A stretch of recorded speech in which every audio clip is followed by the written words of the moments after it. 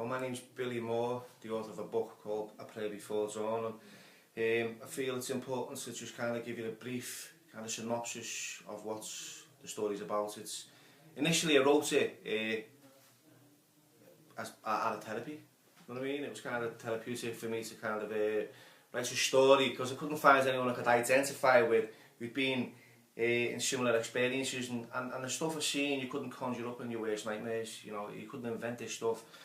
You know, I'd walk into prisons and I've been to prisons in the UK, but going into prisons in Thailand was a totally different ball game. It took prisons to a different extreme, sleeping in cells with 80 people on the ground with chains on my ankles that weighed 30 kilos. You know, my first experience of going into a cell was sleeping next to a guy who was dead. You know what I mean? And they couldn't move him until the weekend. he's dead and they can't move him, and you know, it was frightening.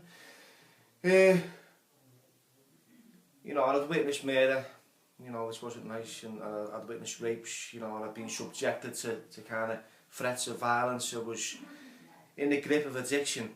I couldn't understand why I couldn't stop, and no matter what was happening, and no matter what threats I was getting subjected to, I couldn't stop using drugs. You know, it was only through the help of missionaries that kind of supported me and allowed me to be myself and pay these debts off.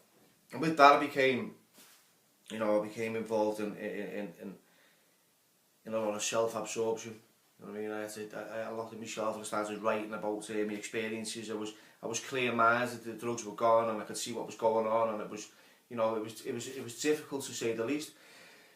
You know, and I found it, as time's gone by, it lessens, you know, and I wrote this book to show that people can go through these experiences and get up to the other side, and I hope that, you know, what I've written it'll benefit other people, you know, people who are less fortunate than myself, who have been in similar situations, prisoners back to abroad, prisoners in the UK, prisoners are around the world in general, basically. You know what I mean? It's not a nice place to be, and you know, we do things we don't want to do, and we go to places that we don't want to go.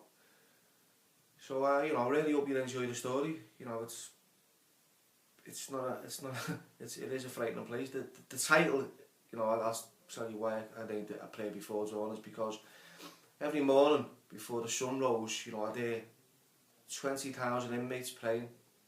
You know, and it was like a hypnotic beat that had reverberated right through the prison system. And I was like an atheist. I was kind of I'd believe in anything.